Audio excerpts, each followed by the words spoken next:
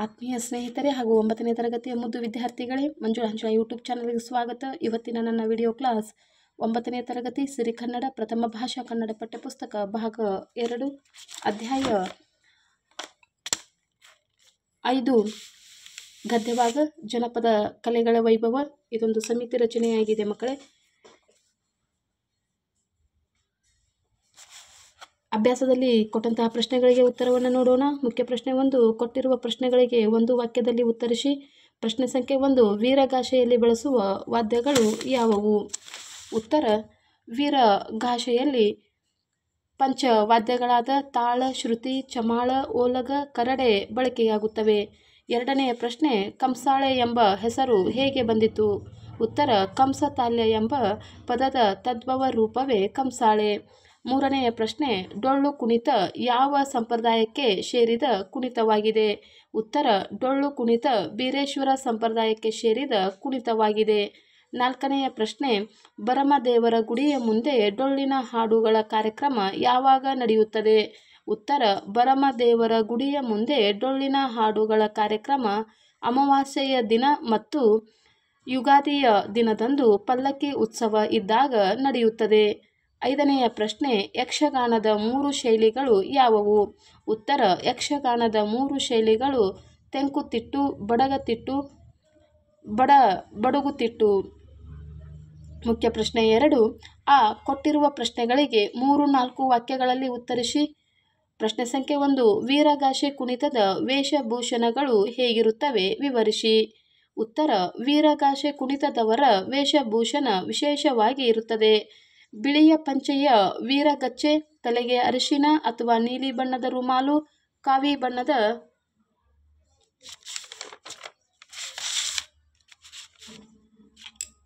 ಕಸೆಯಂಗಿ, ಕೊರಳಲ್ಲಿ ರುದ್ರಾಕ್ಷಿ ಸರ, ಹಣೆಗೆ ವಿಭೂತಿ, ಕರ್ಣ ಕುಂಡಲ, ಸೊಂಟಪಟ್ಟಿ, ಬಿಚ್ಚುಗತ್ತಿ, ಕಾಲ್ಗೆಜ್ಜೆ ಧರಿಸಿರುತ್ತಾರೆ. ಇನ್ನು ಎರಡನೆಯ ಪ್ರಶ್ನೆ, ದೇವರ ಗುಡ್ಡರಿಗೆ ಕಂಸಾಳೆಯ ಬಗ್ಗೆ ಇರುವ ಗೌರವ ಭಾವನೆ ಹೇಗೆ ವ್ಯಕ್ತಗೊಂಡಿದೆ ವಿವರಿಸಿ. ಉತ್ತರ: ದೇವರ ಗುಡ್ಡರಿಗೆ ಕಂಸಾಳೆ ಮೇಲೆ ಅಪಾರ ಗೌರವವಿದೆ. ಗುಡ್ಡರು ಕಾಣಿಕೆಯನ್ನು ಸ್ವೀಕರಿಸುವಾಗ ಕಂಸಾಳೆಯ ಬಟ್ಟಲನ್ನು ಮಾತ್ರ ಮುಂದೆ ಒಡ್ಡಿ ಪಡೆದು ಅನಂತರ ಜೋಳಿಗೆಗೆ ಸುರಿದುಕೊಳ್ಳುತ್ತಾರೆ. ಇದೊಂದು ಪವಿತ್ರ ಸಾಧನವಾದುದರಿಂದ ಅರ್ಪಿಸುವ ಕಾಣಿಕೆ ಮಲೆಯ ಮಹದೇಶ್ವರನಿಗೆ ಸಮರ್ಪಿತವಾಗಿದೆಯಂತೆಯೇ ಎಂಬ ಭಾವನೆ ಗುಡ್ಡನಿಗೂ ದಾನಿಗೂ ಇರುತ್ತದೆ. ಕಂಸಾಳೆಯ ಮಹಿಮೆ ಅಪಾರ ಎಂದು ಭಾವಿಸುವ ಗುಡ್ಡರು ಅದನ್ನು ಪೂಜಿಸುತ್ತಾರೆ. ಕೈಗೆತ್ತಿಕೊಳ್ಳುವ ಮೊದಲು ಏಳ್ಮಲೆ ಹೆತ್ತಯ್ಯ ನಮ್ಮಪ್ಪಾಜಿ, ಮಾಯ್ಕಾರ ಮಾದೇವ ನಿನ್ನ ಪಾದವೇ ಗತಿ ಕಣಪ್ಪ, ಶರಣು ಶರಣಾರ್ಥಿ ಎಂದು ನಮಸ್ಕರಿಸಿ ಕಣ್ಣಿಗೊತ್ತಿಕೊಂಡು ಅನಂತರ ಬಾರಿಸಲು ಪ್ರಾರಂಭಿಸುವರು.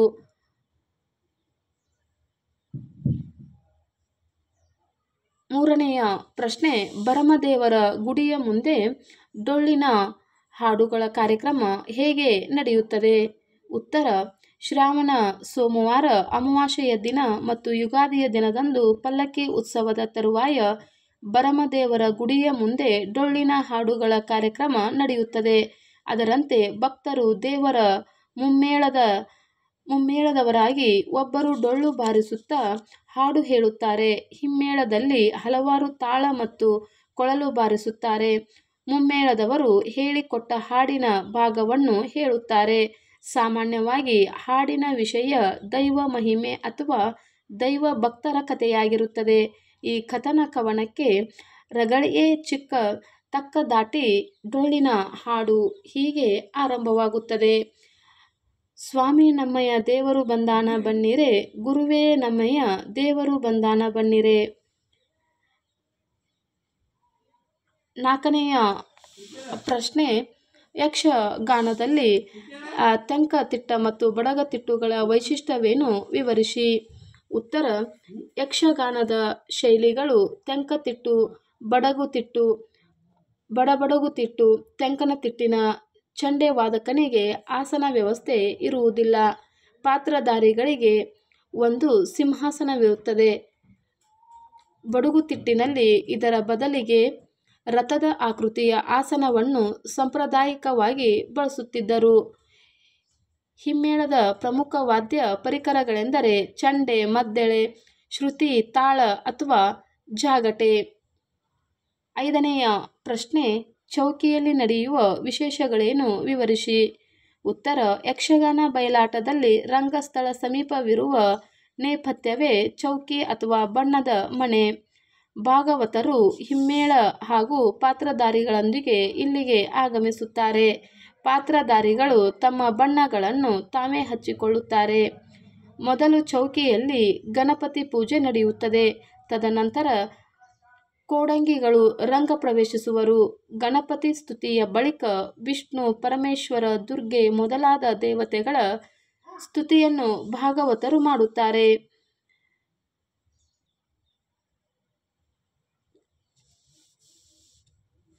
ಮುಖ್ಯ ಪ್ರಶ್ನೆ, ಈ ಕೊಟ್ಟಿರುವ ಪ್ರಶ್ನೆಗಳಿಗೆ 8-10 ವಾಕ್ಯಗಳಲ್ಲಿ ಉತ್ತರಿಸಿ.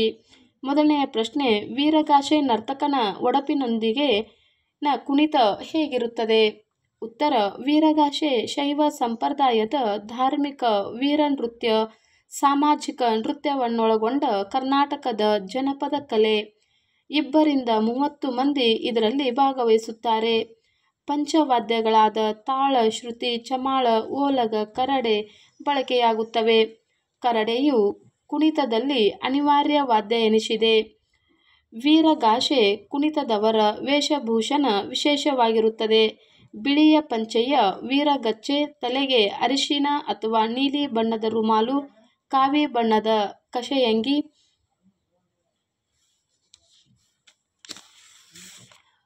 ಕೊರಳಲ್ಲಿ ರುದ್ರಾಕ್ಷಿ ಸರ, ಹಣೆಗೆ ವಿಭೂತಿ, ಕರ್ಣಕುಂಡಲ, ಸೊಂಟಪಟ್ಟಿ, ಬಿಚ್ಚುಗತ್ತಿ, ಕಾಲ್ಗೆಜ್ಜೆ ಧರಿಸಿರುತ್ತಾರೆ. ಅಹಹ ರುದ್ರ, ಅಹಹ ದೇವ ಎಂದು ವೀರಗಾಸೆಯ ನರ್ತಕ ಹೇಳುವ ಒಡಪಿನೊಂದಿಗೆ ಕುಣಿತ ಪ್ರಾರಂಭವಾಗುತ್ತದೆ. ಈ ಕುಣಿತದಲ್ಲಿ ವೀರಭದ್ರ ಹುಟ್ಟಿದ ಸಂದರ್ಭದ ವರ್ಣನೆ ಹೀಗಿದೆ. ವೀರಭದ್ರ ದೇವರು ಹುಟ್ಟಿದ ರೂಪ ಎಂತು ಎಂದೊಡೆ ಹುಟ್ಟಿದಾಗಲೇ ಹೂವಿನಗಾಸೆ, ಮಂಜುಳಗಾಸೆ, ಬ್ರಹ್ಮಗಾಸೆ, ವಿಷ್ಣುಗಾಸೆ, ರುದ್ರಗಾಸೆ, ಮೆಟ್ಟಿದ ಹೊನ್ನಾವಿಗೆ, 1000 ಶಿರ, 3000 ನಯನ, 2000 ಭುಜ, ಕೆಕ್ಕರಿಸಿದ ಕಣ್ಣು, ಜುಂಜುಮಂಡೆ, ಇತ್ತಪ್ಪನ ಶ್ರೀ ವೀರಭದ್ರದೇವರ ಹೋಮದ ಕುಂಡದ ಒಳಗೆ ಹೇಗೆ ಬರುತ್ತಾರೆಂದರೆ ಎಂದು ಹೇಳುತ್ತಾ ಕುಣಿತ ನಡೆಯುತ್ತದೆ. 2ನೆಯ ಪ್ರಶ್ನೆ, ಬೀಸು ಕಂಸಾಳೆಯ ವೈಶಿಷ್ಟ್ಯತೆಯನ್ನು ವಿವರಿಸಿ. ಉತ್ತರ, ಬೀಸು ಕಂಸಾಳೆ ದೇವರಗುಡ್ಡರ ವೈಶಿಷ್ಟ್ಯ ನೃತ್ಯ. ಕರ್ನಾಟಕದ ಜನಪದ ನೃತ್ಯಗಳಲ್ಲಿ ಅಪೂರ್ವವಾದುದು. ಇದರಲ್ಲಿ ತಾರಬಟ್ಲು, ತಟಬಟ್ಲು ಮುಂತಾದ ಬಗೆಗಳಿವೆ. 4 ಮಂದಿ ಗುಡ್ಡರು ಒಂದು ಕಡೆ ನಿಂತು ಲಿಂಗಬಾ ಮುದ್ದು ಲಿಂಗಬಾ ನಮ್ಮ ಮುದ್ದು ಮಾದಯ್ಯನ ಲಿಂಗಬಾ ಎಂದು ಹಾಡುತ್ತಾರೆ. ಕಂಸಾಳೆ ಹಿಡಿದ ಗುಡ್ಡ ತಾಳಕ್ಕೆ ತಕ್ಕಂತೆ ವಿವಿಧ ವಿನ್ಯಾಸದಲ್ಲಿ ಬಾರಿಸುತ್ತಾ ಕುಣಿಯುತ್ತಾನೆ. ತಲೆಯ ಮೇಲೆ, ಬೆನ್ನ ಹಿಂದೆ, ಕಾಲ ಕೆಳಗೆ, ಕುಳಿತು ನಿಂತು, ಬಾಗಿ ಬಳುಕಿ ತೀವ್ರಗತಿಯಲ್ಲಿ ನರ್ತಿಸುವ ಭಂಗಿ ಆಶ್ಚರ್ಯಕರ ಹಾಗೂ ಅದ್ಭುತ. ಒಮ್ಮೊಮ್ಮೆ ಇಬ್ಬರು ಗುಡ್ಡರು ಕಲೆತು ನರ್ತಿಸುವುದುಂಟು. ಒಬ್ಬರ ಕಂಸಾಳೆಗೆ ಮತ್ತೊಬ್ಬರು ಕುಟ್ಟುತ್ತಾ ಕುಣಿಯುವ ವೈಖರಿ ಆಕರ್ಷಕವಾಗಿರುತ್ತದೆ.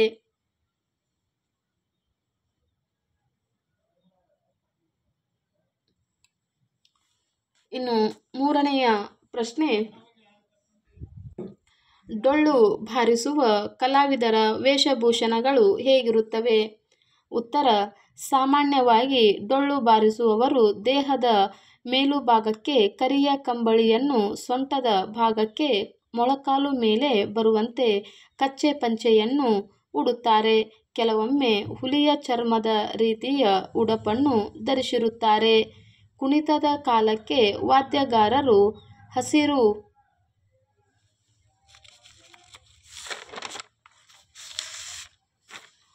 ಇಲ್ಲವೇ ಕೆಂಪು ಬಣ್ಣದ ಗಗ್ಗರಿ ಅಂಗಿ ಟೊಪ್ಪಿಗೆ ತೊಡುವರು. 2 ಕೈಗಳಲ್ಲೂ ಅದೇ ಬಣ್ಣದ ಕರವಸ್ತ್ರ ಹಿಡಿದಿರುತ್ತಾರೆ. ಕುಣಿತಕ್ಕೆ ಹಿನ್ನೆಲೆಯಾಗಿ ಡೊಳ್ಳು, ತಾಳ ಮತ್ತು ಕೊಳಲು ಇರುತ್ತದೆ. 4ನೆಯ ಪ್ರಶ್ನೆ, ಯಕ್ಷಗಾನದ ವೈಶಿಷ್ಟ್ಯ ಹಾಗೂ ಪೂರ್ವರಂಗದ ಉದ್ದೇಶವೇನು. ಉತ್ತರ: ಯಕ್ಷಗಾನಕ್ಕೆ ದಶಾವತಾರ, ಬಯಲಾಟ, ಭಾಗವತರಾಟ ಎಂಬ ಹೆಸರು ಇವೆ. ಸಾಮಾನ್ಯವಾಗಿ ಬಯಲಾಟ ಪ್ರದರ್ಶಿತವಾಗುವುದು ಹಳ್ಳಿಯ ಬಯಲಿನಲ್ಲಿ, ಆದ್ದರಿಂದ ಅದು ಬಯಲಾಟ. ಯಕ್ಷಗಾನ ಕಲಿಸುವವನೇ ಭಾಗವತನಾದ್ದರಿಂದ ಭಾಗವತರಾಟ ಎಂದು ಹೆಸರು ಬಂದಿದೆ. ಗೀತ, ಕುಣಿತ, ವೇಷಭೂಷಣ, ಮಾತುಗಾರಿಕೆ, ವಾದ್ಯ ಇವು ಬಯಲಾಟದ ಪಂಚ ಅಂಗಗಳು. ಯಕ್ಷಗಾನದಲ್ಲಿ ಸಾಮಾನ್ಯವಾಗಿ ಕಾಳಕ, ಸಂಹಾರ ಮತ್ತು ಕಲ್ಯಾಣಗಳಿಗೆ ಸಂಬಂಧಿಸಿದ ಪ್ರಸಂಗಗಳು ಇರುತ್ತವೆ. ಪುರುಷರೇ ಸ್ತ್ರೀ ವೇಷ ಹಾಕುವುದು ಯಕ್ಷಗಾನದ ವೈಶಿಷ್ಟ್ಯ. ಯಕ್ಷಗಾನದ ಪೂರ್ವರಂಗ ಎಂದು ಕರೆಯಲಾಗುವ ಬಾಲಗೋಪಾಲ ಸ್ತ್ರೀವೇಷಗಳ ಉದ್ದೇಶ ಮುಂದಿನ ಕಥಾ ಪ್ರಸಂಗಕ್ಕೆ ಪ್ರೇಕ್ಷಕರನ್ನು ಮಾನಸಿಕ ವಾಣಿ-ಅಣಿಗೊಳಿಸುವುದೇ ಆಗಿದೆ. ದೇವತಾ ಸ್ತುತಿ ಆದ ನಂತರ ಅಂದಿನ ಪ್ರಸಂಗಕ್ಕೆ ಸಂಬಂಧಿಸಿದಂತೆ ಒಡ್ಡೋಲಗ ಪ್ರಾರಂಭವಾಗುತ್ತದೆ.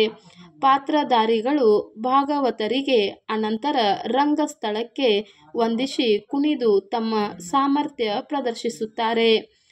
5ನೆಯ ಪ್ರಶ್ನೆ ಮುಖ್ಯ ಪ್ರಶ್ನೆ. ಈ ಸಂದರ್ಭ ಸಹಿತ ಸ್ವಾರಸ್ಯವನ್ನು ವಿವರಿಸಿ. ಮೊದಲನೆಯ ಸಂದರ್ಭದ ವಾಕ್ಯ ಅಹಹ ರುದ್ರ ಅಹಹ ದೇವ.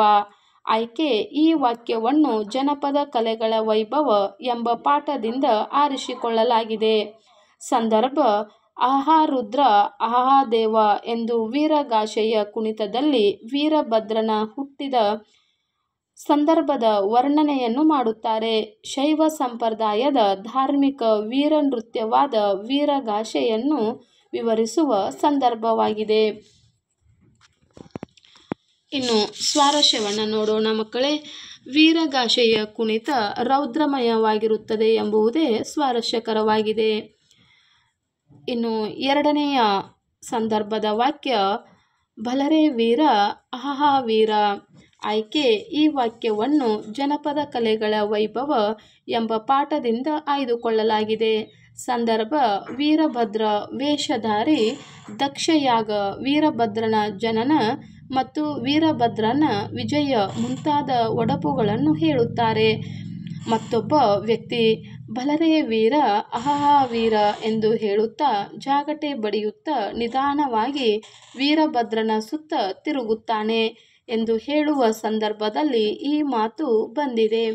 ಸ್ವಾರಸ್ಯ: ವೀರಗಾಸೆಯ ಕುಣಿತ ರೋಮಾಂಚನಕಾರಿಯಾಗಿರುತ್ತದೆ ಎಂಬುದೇ ಸ್ವಾರಸ್ಯಕರವಾಗಿದೆ. 3ನೆಯ ಸಂದರ್ಭ ಏಳ್ಮಲೆ ಹೆತ್ತಯ್ಯ ನಮ್ಮಪ್ಪಾಜಿ. ಆಯ್ಕೆ: ಈ ವಾಕ್ಯವನ್ನು ಜನಪದ ಕಲೆಗಳ ವೈಭವ ಎಂಬ ಪಾಠದಿಂದ ಆರಿಸಿಕೊಳ್ಳಲಾಗಿದೆ. ಸಂದರ್ಭ: ಕಂಸಾಳೆ ನೃತ್ಯವು ಮಲೆಯ ಮಹದೇಶ್ವರನ ಭಕ್ತರ ನೃತ್ಯವಾಗಿದೆ. ಕಂಸಾಳೆ ಮಹಿಮೆ ಅಪಾರ ಎಂದು ಭಾವಿಸುವ ಗುಡ್ಡರು ಅದನ್ನು ಪೂಜಿಸುತ್ತಾರೆ. ಕಂಸಾಳೆಯನ್ನು ಕೈಗೆತ್ತಿಕೊಳ್ಳುವ ಮೊದಲು ಏಳ್ಮಲೆ ಹೆತ್ತಯ್ಯ ನಮ್ಮಪ್ಪಾಜಿ ಎಂದು ನಮಸ್ಕರಿಸುವ ಸಂದರ್ಭದಲ್ಲಿ ಈ ಮಾತು ಬಂದಿದೆ. ಸ್ವಾರಸ್ಯ: ದೇವರ ಗುಡ್ಡದವರು ಮಲೆಮಹದೇಶ್ವರನ ಮೇಲೆ ಇಟ್ಟಿರುವ ಭಕ್ತಿಯಷ್ಟೇ ಕಂಸಾಳೆಯ ಮೇಲೂ ಭಕ್ತಿ ಇಟ್ಟಿದ್ದಾರೆ ಎಂಬುದು ಸ್ವಾರಸ್ಯಕರವಾಗಿದೆ.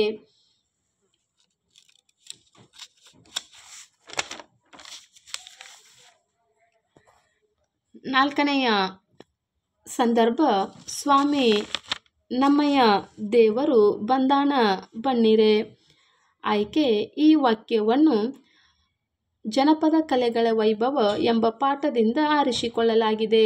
ಸಂದರ್ಭ: ಈ ಮೇಳದಲ್ಲಿ ಹಲವಾರು ತಾಳ ಮತ್ತು ಕೊಳಲು ಬಾರಿಸುತ್ತಾ ಮುಮ್ಮೇಳದವರು ಹೇಳಿಕೊಟ್ಟ ಹಾಡಿನ ಭಾಗವನ್ನು ಹೇಳುತ್ತಾರೆ.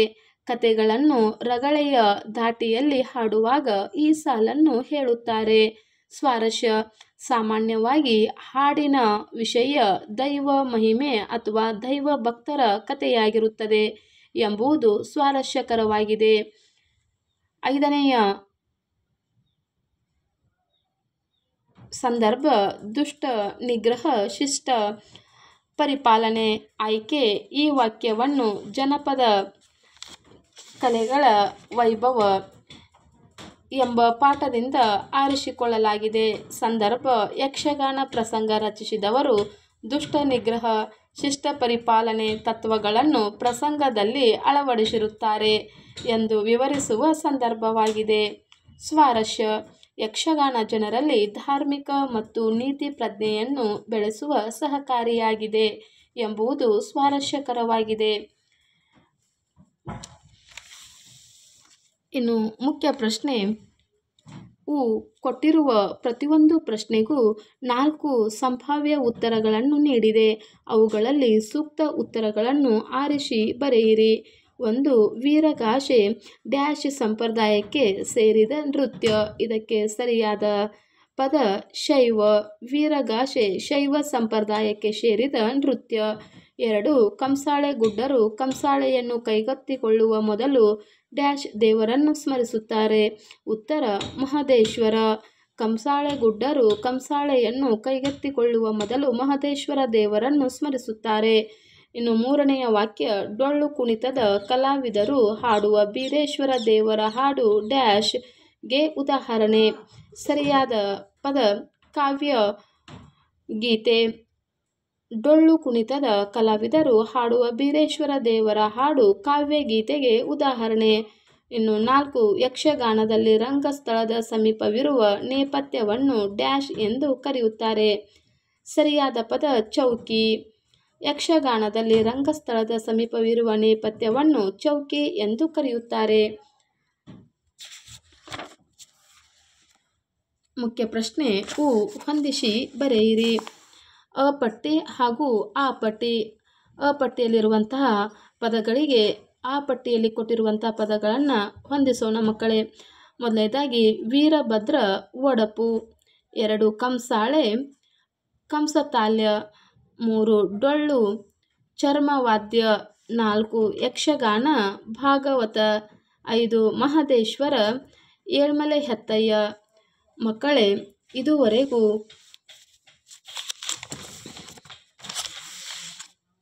ಗದ್ಯ 5 ಜನಪದ ಕಲೆಗಳ ವೈಭವ ಪಾಠದ ಸಂಪೂರ್ಣ ಪ್ರಶ್ನೋತ್ತರಗಳನ್ನು ನೋಡಿದ್ದೇವೆ. ಈ ಒಂದು ವಿಡಿಯೋವನ್ನು ವೀಕ್ಷಿಸಿದಂತಹ ಎಲ್ಲ ಮಕ್ಕಳಿಗೂ ಧನ್ಯವಾದಗಳು.